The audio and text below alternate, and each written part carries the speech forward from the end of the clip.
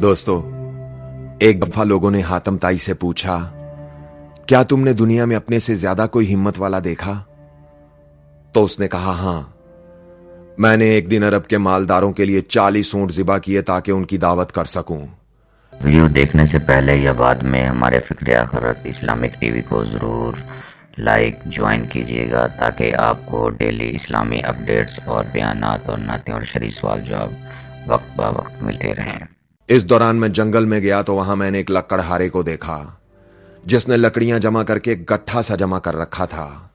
मैंने उससे कहा, आज के दिन इतनी मेहनत क्यों कर रहे हो? उसने पूछा, क्यों, आज क्या खास बात है? मैंने उसे बताया, आज हातिम के दस्तरखान पर पूरे शहर की खास दावत है, बड़े मजे मजे के पकवान पक रहे हैं, तुम भी जाओ और हातिम के यहां मेहमान बन जाओ, खुद भी खाओ और अपने बच्चों के लिए भी लेकर जाओ।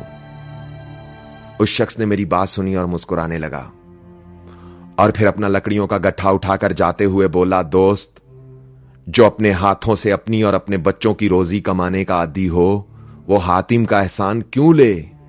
मेरे दस्तरखान की मामूली दाल रोटी में वो मजा है जिसका हातिम और उसकी दावत उड़ाने वाला पूरा शहर तसव्वुर भी नहीं कर सकता।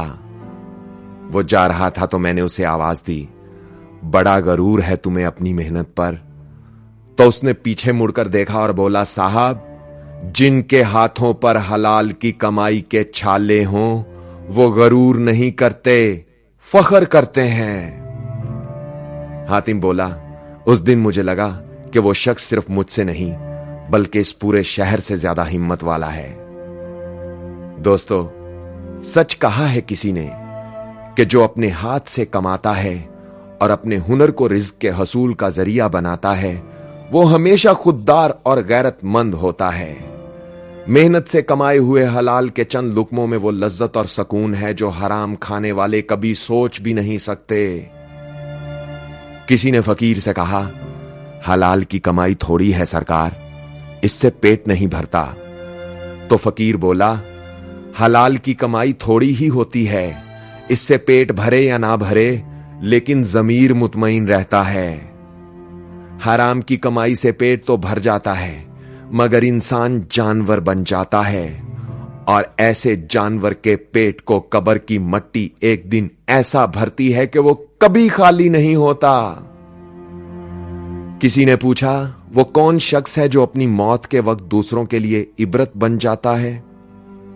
तो फकीर ने जवाब दिया, वो शख्स जो वर्दी पहनकर हल्फ उठाकर अपने ओहदे और पेशे से गद्दारी करके रिज़्क कमाता है, वो जब मरता है तो उसकी मौत बाइसे इबरत होती है।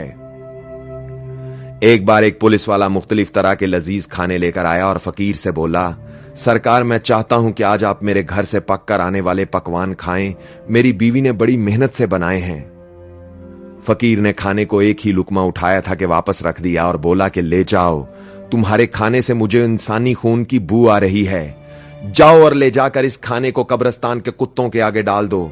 अगर वो खा लें तो समझना कि तुम्हारी तौबा का वक्त अभी बाकी है और अगर ना खाएं तो समझ लेना कि तेरी तौबा का वक्त गुजर गया। दोस्तों, कहते हैं कि इस धरती पर जब भी कोई इंसान खुद को खुदा समझता है और कमजोरों के सामने अपनी ताकत से भरे बड़े बड़े बोल बोलता है तो कब्रिस्तान से आवाज आती है कि तेरी इस आरजी जिंदगी पर अफसोस है। जब तू वापस पलटकर मेरे पास आएगा तो तेरे मुंह से आवाज तक ना निकलेगी।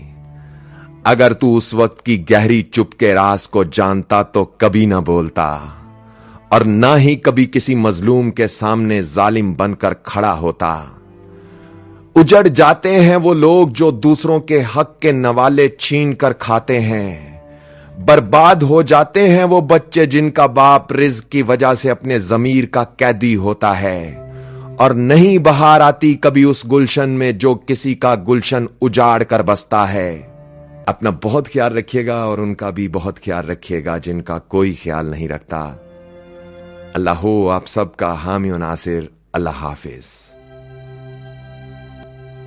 उम्मीद करते हैं नाज़रीन कि हमारी आज की वीडियो आपको पसंद आएगी। वीडियो देखने के बाद अपनी कीमती राय से हमें ज़रूर आगाह कीजिएगा और इस वीडियो को देखकर आगे शेयर करना मत भूलिएगा ताकि दूसरे इंसानों की भी रहनुमाई और इस्लाह हो सके। اللہ پاک آپ کا اور ہمارا حامی و ناصر ہو۔